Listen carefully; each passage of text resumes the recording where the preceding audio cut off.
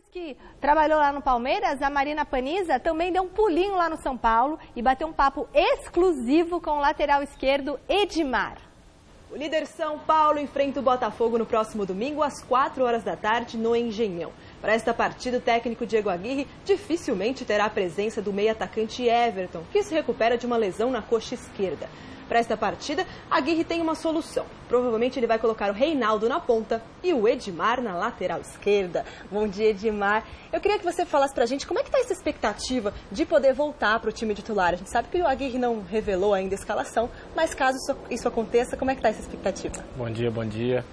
A gente tem trabalhado muito forte para sempre quando receber a oportunidade a gente tá respondendo à altura, né? Então o professor normalmente ele dá o time normalmente num dia antes do jogo, que vai ser no sábado, né? Então, me sinto muito tranquilo, muito preparado para poder ajudar o São Paulo naquilo que o professor Aguirre precisa. O Botafogo está em 12º na tabela, vai jogar em casa. O que a gente pode esperar dessa partida de domingo? Não, um jogo muito difícil, como sempre. O Campeonato Brasileiro é muito difícil.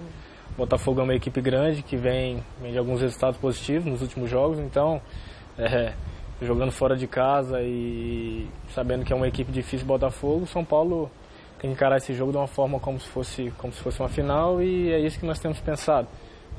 Ir para o Rio de Janeiro e conquistar os 3 pontos para continuarmos na ponta da tabela. No domingo, o São Paulo pode entrar bem pressionado na partida contra o Botafogo, porque se o Palmeiras ganhar de manhã contra o Cruzeiro, o Palmeiras vira o líder e o São Paulo entra mais pressionado. Como é que é administrar essa pressão? A Aguirre fala alguma coisa nesse sentido para vocês?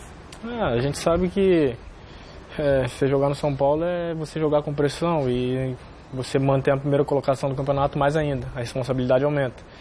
Mas nós temos que olhar para nós mesmos, olhar para o nosso time, fazer a nossa parte, que os adversários que têm vindo atrás que tem que olhar por nós, né?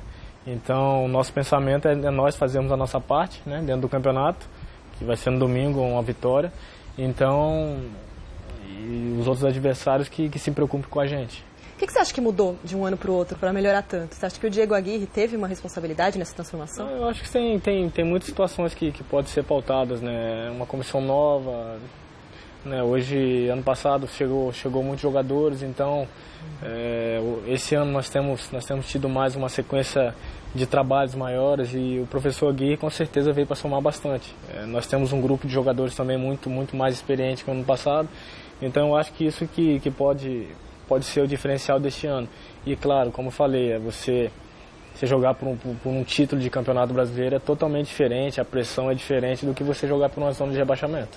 Para encerrar, o jogo de domingo é importantíssimo para o São Paulo, mas é longe do torcedor. Eu queria que você passasse uma mensagem para o torcedor são paulino. Eu acredito que mesmo sendo o jogo no Rio de Janeiro, assim como foi ano passado, o torcedor, né, compareceu com um número assim impressionante. Então eu acho que esse ano também, ainda mais brigando por um título de Campeonato Brasileiro, eu espero que o torcedor possa nos apoiar e como o torcedor tem feito, né? Ele tem sido impressionante, tem nos dado apoio de uma maneira assim muito importante. Então, que o torcedor saiba que eles são realmente o 12º jogador que nos fortalece. Tá certo, Edmar. Muito obrigado. Bom jogo no domingo. Então obrigado. É isso. Domingo, 4 horas da tarde no Engenhão, Botafogo e São Paulo. Você acompanha a repercussão desse jogo no Mesa Redonda Futebol Debate e na segunda no Gazeta Esportiva.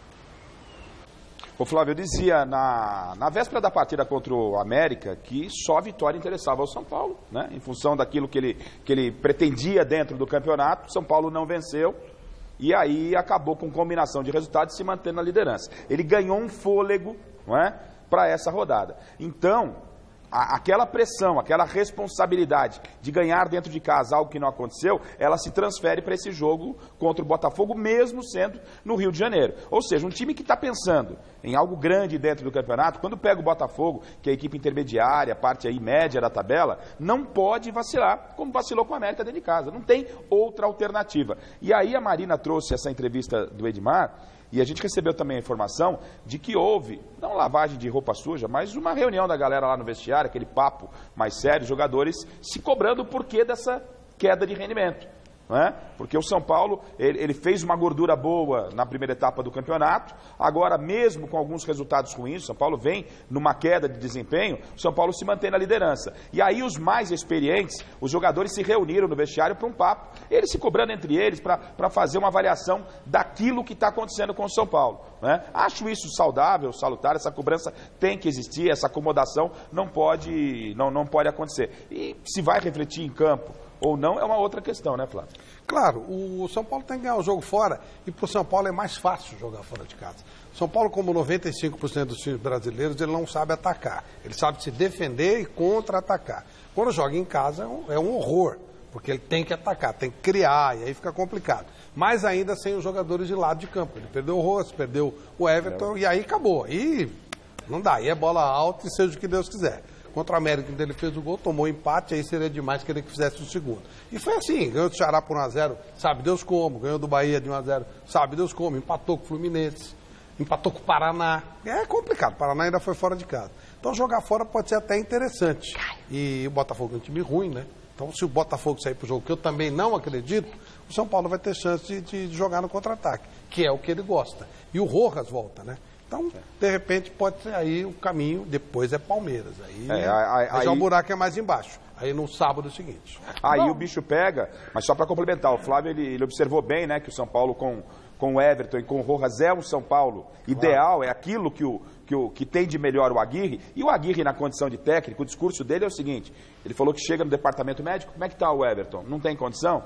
Ele fala que não vê nenhum problema. É óbvio que ele faz isso para ganhar o grupo. Claro. Mas sabe que o São Paulo sem o Everton, e será sem o Everton mais uma vez, é um São Paulo muito enfraquecido. Não tem reposição. É que o Palmeiras ele leva vantagem. Sim. Embora não tenha nenhum jogador espetacular, o Palmeiras. Tem jogadores. É tudo mais ou menos igual. O São Paulo não tem. Quando e pro cai o clássico Everton, da sai o semana, Everton, ficou pro torto. clássico da semana que vem, o que a gente pode esperar? Os dois times, vocês acham que estão nivelados? Ou... Não, o Palmeiras é melhor. O Palmeiras está num patamar maior. Mas o Palmeiras não está machucado por essa desclassificação da Copa do mas aí Brasil? nós teremos no meio da semana Palmeiras na Libertadores, eu acredito que o Palmeiras não terá problemas, né? O Palmeiras se divide nessa força e vamos ver o que o São Paulo arruma nesse final de semana, tendo toda uma semana para trabalhar. O jogo é sábado, né? Porque tem eleição no outro E o jogo é em casa, o São Paulo, que é bom. E o São Paulo terá toda uma semana para trabalhar, enquanto o Palmeiras tem esse jogo de meio de semana de Libertadores, mas com a equipe principal, e o Filipão deve colocar esse time considerado alternativo, ou o segundo time dele contra o São Paulo, mas é jogo grande. Mas é igual. O Palmeiras não ganha no Morumbi desde 2002, hein? O Palmeiras só se ferra lá na casa do São Paulo, hein? Não, quando é grande, quando o time ataca, beleza.